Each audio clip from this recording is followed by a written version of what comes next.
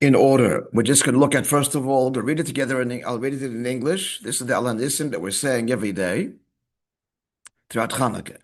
And it reads, and we thank you for the miracles, for the redemption, for the mighty deeds, for the saving acts, and for the wonders which you have wrought for our ancestors in those days at this time. The days of Mattisyahu, the son of Yochanan, the high priest, the Hashmonaim and his sons, when the wicked Hellenic government rose up against your people Israel to make them forget your Torah and violate the decrees of your will. But you in your abounding mercy stood by them in the time of their distress. You waged their battles, defended their rights, and avenged the wrong done to them.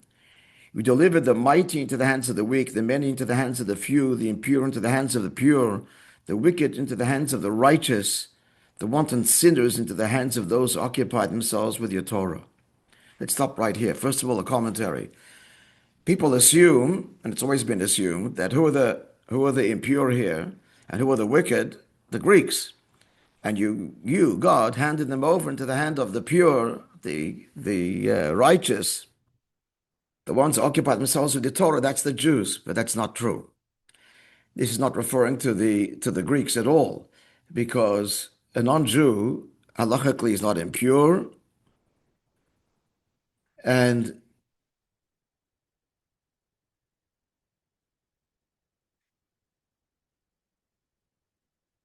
that's the primary proof, as well as others, but they're a bit subtle, so I'm going to leave it where they're obligated to learn Torah, etc. At any rate, it's referring to Jews.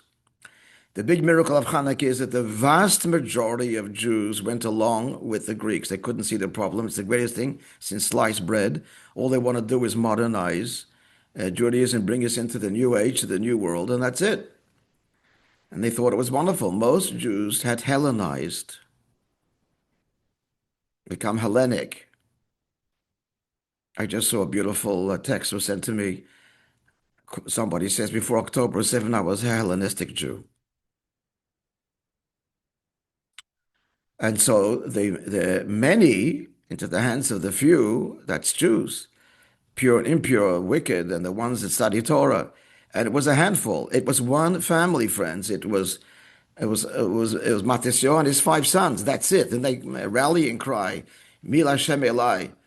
Who for God? Join with me. We don't know the numbers, but not a lot joined them. And they were compelled to engage the Greeks in a new kind of warfare that the world hadn't seen before, and that's guerrilla warfare, surprise attacks, etc.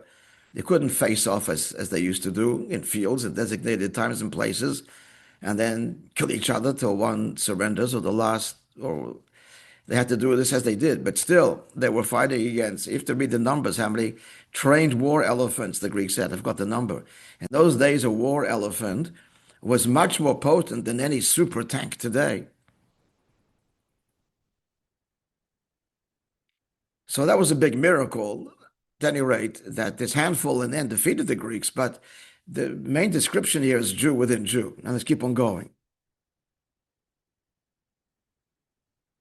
So you waged their battles, defended their rights. Yeah, we said that, yeah.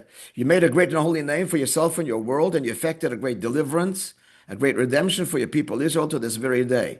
Then your children, next one, entered the shrine of your house, cleansed your temple, purified your sanctuary, kindled lights in your holy courtyards, and instituted these 8 days of Chanukah to give thanks and praise to your great name. Now, till the Rebbe, everybody understood these words. It's amazing. You're going to see. Kindled lights in your holy courtyards as referring to the miracle of the menorah, and instituted these 8 days of Chanukah to give thanks and praise to your great name. So here are the Rebbe's questions. Number one, courtyard, you don't light the menorah in the courtyard. If it's referring to the courtyard, the menorah is written in the heichal, in the building proper, not in the open courtyard of the Beis Hamikdash. It's called the heichal, the great sanctuary, in a room called a chamber called the kodesh, the holy, the first chamber that you entered, and behind that was the holy of holies. So what's courtyard? So the Chassam Sofer, the famous Chassam Sofer, answers. He said, "No, the Greeks. Why in the courtyard? Number one, you have to know that a non-Kohen is able to light the menorah. Preparing the menorah, only a Kohen can do. This is a whole beautiful message and lesson in its own right. But actually kindling the menorah, even a non-Kohen can do. And that's an amazing thing because it's lit in the holy where a non-Kohen cannot go. But they could bring the menorah to him. He could light it. They could put it back. So he can light it, which by the lesson there is that to light up the world is all an obligation on every one of us. Prepare. How to you not get guidance from the Kohen? You don't do it on your own with your own philosophy. You got to be rooted in purity, the Kohen, the priesthood, the rabbis, the teachers, the sages. So they prepared the menorah. The Kohen has to prepare, but strike the match and light every Jew. That's the obligation of all of us. So the Chassam Sofer wants to answer this since the Greeks had put idols in the Heichal. They couldn't light the menorah there. They had to bring it out. That's why it was in the courtyard. And that explains also that people saw the miracle that it burned for 8 days, because if it would have been in the Heichal, only the Kohanim would have seen it. That's the Chassam Sofer's answer. It's a beautiful answer, but the Rabbi rejects it, because first of all, it doesn't answer why it says courtyards plural, the courtyard. That's number one. Number two, that they put idols everywhere. Not just in the Heichal, everywhere. Everything had to be cleansed. Only the Heichal had to be cleansed. It says it clearly before. They purified your sanctuary. The entire sanctuary had to be purified. And the biggest question is that it's clear that they lit after everything was cleansed, including the Heichal. So you could light it there. The only lit the menorah was all cleaned out, not while it was still in the process. Look what it says. They cleansed your temple, purified your sanctuary, then they kindled the lights. And the big problem is, again, courtyards. And then another question. It doesn't say there was a miracle for 8 days. They kindled the lights of the menorah, and it burnt miraculously for 8 days. They established these 8 days. It misses the punchline. It doesn't answer the plural courtyards. It doesn't answer, and it doesn't answer that the text is saying it all happened later, after they cleansed everything. It wasn't just in the sanctuary that they put idols. It was the entire temple. Tiras Mikdashecha, the whole place had to be cleaned. And they lit afterwards. They lighted in the regular place. Now his answer, but then no one would know there's going to be a miracle. They didn't know there was going to be a miracle. You can't say they lit it in the courtyard. Everybody should see the miracle, because when they lit it, they thought they only had for 1 day. So the Rebbe is an incredible, a whole new understanding here. It's not referring to the lighting of the menorah. What's it talking about? Kindled lights in your holy courtyards. This is what Jews do. When they celebrate, they light lights. For example, Simchas Beis HaShe'eva. The biggest simcha during the year was the drawing of the water. And how was it described? The temple was lit up, that the whole Jerusalem was lit up. A woman, so powerfully, the woman could separate one beam from another anywhere in Jerusalem. And it's halacha. The shul has to be lit up. No, we don't believe in dimmed lights. Bright, see, Lichtigkeit. So that's what it means here. In celebration, the courtyards everywhere, there was light everywhere. It's not referring to the miracle of the menorah. Which begs the question, so how could that be? So how does it mention the miracle of the menorah? And the way to read it, by the way, now is like this. Then your children, where you put the period, cleansed, purified, kindled lights in the courtyard.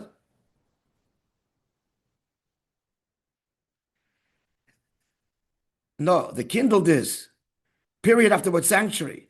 They kindled lights in the courtyard and into these 8 gates of Chanukah to give praise and thanks to your name. It's part of the celebration. The period belongs after purified your sanctuary, not as a list of things that they did to get to Chanukah. to get to the miracle, to get to the get to the celebration. The period goes after the words Heichalecha, period. Mikdashecha. They purified your temple. And then they lit lights in your courtyard and established these days to celebrate and give thanks and praise to your great name. That's the way it should be read. That's its meaning. But now we're left with the question, Givald, what, there's no mention of the miracle. Now we've got a similar question. Go to the next quote. Next quote is from the Talmud. Look at this. The Gemara asks, this is from the Gemara in Tractate Shabbos. What is Chanukah? The bold is the actual Gemara, and the not bold is the translator, just making it, explaining. Excuse me a second.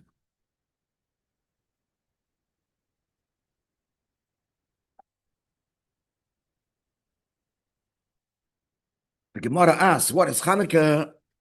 What answers? The sages taught in Megillus Tainus. The 25th of Kislev, the days of Chanukah are 8. One may not eulogize in them, one may not fast in them. What's the reason? When the Greeks entered the sanctuary, they defiled all the oils that were in the sanctuary by touching them. And when the Hashmonaim monarchy overcame them and they emerged victorious over them, they searched and found only one cruse of oil that was placed with the seal of the Kohen Gadol, the high priest, understood by the Greeks. Next quote. Next text. And there was sufficient oil there to light the menorah for only one day. A miracle occurred. They lit the menorah from this small cruse of oil, 8 days. The next year, the sages instituted those days and made them holidays with the recitation of Hallel and special thanksgiving and praying thanksgiving. That's the source of the entire story of Chanukah. And the big question here is this. If you don't know the background and the details, here's the question. I'll actually quote one of the early Rishonim. How do we ignore the bigger miracle here? The bigger miracle is that the Jews drive out the mighty Greek army. It's glossed over. It's glossed over. When the Hashmonaim monarchy overcame them and emerged victorious. Now, if you know the details, you might think because there was the Jews were a much bigger army and they defeated them. There's no mention of a miracle here. How could this be ignored? So what are we left with? When the Gemara, this is where now we're completely puzzled. When the Gemara talks about what Chanukah is, it ignores the miracle on the battlefield.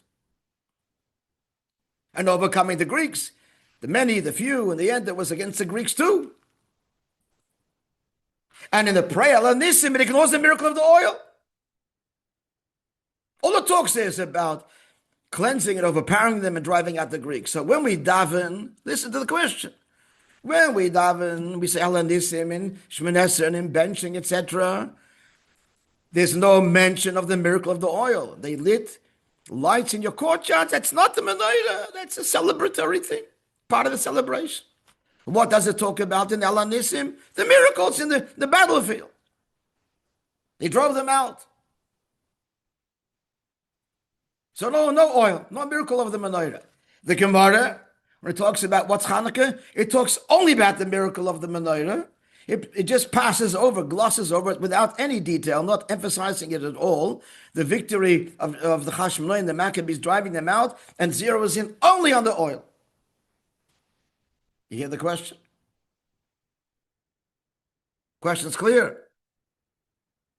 Folks, it's the feedback. Yeah, good. So again, in Allah Nissim, no miracle of the menorah, of the oil. In the Gemara's account of the story, no reference to the miracle of the great battle, which the commentator says is the bigger miracle. You know why it's a bigger miracle? First of all, number one is Jewish survival. They would have massacred us all and killed everybody. What? Finished. Secondly, it's a bigger miracle because the miracle of the oil wasn't even necessary. Why did it last 8 days? Because it takes 7 days to go through the process of purification. Everybody was ritually impure because there was death. They had to be sprinkled ashes, the red heifer, it's a shiva. But the law is that when the majority of the people are impure, the laws of impurity are suspended. Take an olive, squeeze it, and use it for the menorah. It's impure, and in 7 days you'll make pure oil. It's not just permissible, it's obligatory. There's no need for the miracle. The miracle on the battlefield, there was a huge need for that. You and I wouldn't be sitting here if not. They would have wiped us out. Subjugated us, wiped us out. That's a big miracle. That's the Gemara, the Mefarshim ask on the Gemara. How do you ignore the main miracle, gloss over it, and talk about the oil only? We're happy. It's a nice, beautiful thing. But you compare the two. The oil lasted 8 days, or the Jews drove out their oppressors and were freed. And they were facing annihilation. That's glossed over and ignored by the Gemara. What's going on? Oh, it's already 6:50. So we'll begin the answer. The answer is, another related question is, in the story, as we just read, the Greeks contaminated the oil. You don't want us to light the menorah? Pour it out. What do you mean contaminate? They touched it. All they did, there was a special chamber which stored the oil. They went inside and very gentlemanly opened it up, finished, and left it, as if to say, please, go ahead, light the menorah. Why'd they pour it out? They didn't destroy the menorah of their temple. They decorated it. Okay. It's offensive. They put their idols, we got rid of them. But why didn't they destroy it? Not like the Babylonians before them or the Romans after them. And you know the answer. The answer is that the battle with the Greeks was a spiritual battle. They had no intent on physically harming the Jews. On the contrary, it's all Alexander's ideology. And he was a great friend of the Jews. This happened after he died. He was a great friend of the Jews and respected the Jews. And so did Greek culture. Jewish art, Jewish culture, Jewish philosophy, Jewish everything, including the religion. So let me get to the core of it. So what's the problem? That's why most Jews succumbed, were seduced. What's the problem? They're our best friends. They're telling us we can't light the menorah. We can't do our mitzvahs. What's the problem? We're just adapting to the new world. We're going to the age of modernity. They're our friends. Here's the core, which only Matasyon, his 5 sons, understood. People didn't recognize this, didn't understand this. And that is, let me give you the Greek philosophy. Greek philosophy is that everything in the day comes down to numbers, can be explained rationally and logically, everything. If you don't understand it today, tomorrow we'll understand it. Moreover, listen carefully, the Greeks are not adverse to serving a creator.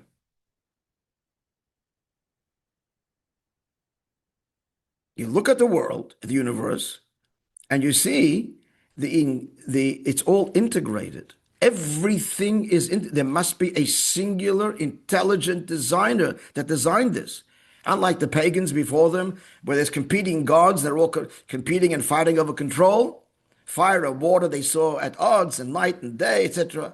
The Greeks understood that no, it's all unified, and there's a singular force behind everything. If that's your God, that's fine. If your God is a divine, intelligent designer, and he's one, and expressed in all of creation, we're saying the same thing, basically, just in different language. They're saying like this: keep all your mitzvahs, no problem. Even the ones you don't understand, because again, they said there's no such thing that cannot be explained, if not today, tomorrow. Science will get there. We'll unravel every mystery. So even your mitzvahs that you don't understand, but if you do it because there's a good reason, the Creator knows, I don't, that's okay too. That's fine. You personally don't have the reason. Like you go to the doctor. The doctor prescribes you medication, and you don't understand how it works. But why do you take it? You have no idea. This small pill. You take it blindly because you trust. The doctor went to school. He understands. In the books, it's written, explained, and there's experiments and whatever. You trust the system, and the system is eminently logical, and the government controls it and whatever. So you trust the whole thing, and you take the medication. Then it comes out 6 months later, 10 years later, that it's bad for this, bad for that. Okay, sure. Fafal. But you trusted it. If that's your Judaism, it's fine. You don't understand white film. You don't understand why the red heifer. But there's good reason. So trust the supreme creator and you do it. That Yiddishkeit is fine. They were super enlightened. So what's the problem? The problem is, God forbid, Hashem, God, is not to peg him and define him as a super divine intelligence. Chas v'shalom. God's beyond this super design creator. He decided to be a creator, to descend on the plane, as it were, to manifest attributes of wisdom and knowledge and beauty and glory and fury and create the world. But that's because he decided to express that, give rise to it. Doesn't define him. He's utterly beyond. Utterly. God is inexplicable, period. Not just by us, but by any rationale of the highest angelic order even. And that God, this truth, he's invested in his mitzvahs. That's what mitzvahs are. Mitzvahs, at the end of the day, they're packaged. It's true. They're packaged in tremendous layers of understanding and knowledge. 4 basic layers. And each one has multiple layers. But the essence is it's him. It's divine, it's sacred, it's beyond otherworldly, period. Not just our world. Otherworldly and even the highest heavens. That's what it is. It's eternal and beyond eternal. That was the whole battle. So we'll stop here. And then we'll continue next week because it's always very relevant and answer all the questions we asked. Why in our prayer we don't mention the miracle of the oil. When you tell the story, we don't mention the battlefield, the separation. And another question. So God did this miracle only with the oil of the menorah. Why only with the oil of the menorah? They rededicated the entire temple. Everything. The altar, all the vessels, the many sacred vessels that were used. No miracle happens over there, only with the oil. Only with the oil. The word Chanukah, chinuch, means to dedicate, to be dedicated the temple. Education is the same word, chinuch, because you're dedicating a child on a path. That's what Chanukah means. Dedicating. With just the menorah, it's one thing of scores of rich observances, commandments, rituals that were done every day in the menorah. Miracle only happens with the menorah. And as I said before, wasn't even need for the miracle. You don't need. The Torah itself says, you're all impure, light it with impure oil. When you get pure, use pure oil. The miracle was unnecessary, not justified by the Torah itself, by Allah. Why did God do it? So all this will be explained based on what we said today. And I'm just going to conclude with this. When you appreciate what I just told you, that the essence of what the Jew is, and therefore mitzvahs, is totally beyond limitation, creation, even the heavens, angels, then you understand that we do mitzvahs not like the Greeks want. I do mitzvahs because it's beautiful and it makes sense. And if even I don't understand it, I trust that it does and it makes sense. And one day I'll find out. Or I won't, but it makes sense, good enough for me. The opposite. We do even the most logical mitzvahs, the deep motivations, because it's you, it's godly. And it's packaged in all of these values, which explained next week. So if it's godly, who needs reasons? If it's all godly, who needs explanations? 100,000 books written in Torah, explaining. Explanation, it's finite. Who needs it? We'll address that next week as well. But I just want to say the essence when we do a mitzvah, because every mitzvah is a connection to God himself. And as you hear me say every week, every day, the world is screaming this from the rooftops, a Jew is not part of nature. You're not part of the world. You're fundamentally foreign. And we're not just part of this world, not even part of heaven either. Wow. They believe you kill Jews, you go to heaven. We're not part of that either. A Jew is bound up with God himself, beyond all of this. And our mission is to bring God himself into the world. Kedusha, true Kedusha. To be continued, God willing, next week. Hashem Shalom Mashiach comes today. Amen. Then He'll take us the rest of the way. Amen. Shabbos. Amen. Good Shabbos, Shabbos, Rabbi. Shabbos. Out to my email you're going to get today. I attached, God willing, some videos you must see. These interviews, Always. especially with this 14-year-old Chaya, what she did under fire during the massacre. And survived. Crawled out from under a bench where she was safe. And if you've seen it, maybe you've seen it already. I don't want to listen to her words. Watch her. And the young boy, Lazarov, as our cousin, 20-year-old, who went out there and tried to take the bullet for Rabbi Eli. Pleading with the cop to give the gun, because he had a fire. He's a Texan kid. He has a license. The cop was frozen, shot, couldn't shoot. Give me a gun. You got to read these stories. Okay, Fred. We read them all. Enough. Hashem, Mosai. See you tomorrow. Now. Good Shabbos, Mashiach now. Amen. Thanks, Rabbi. Shabbos. Goya, beautiful shir.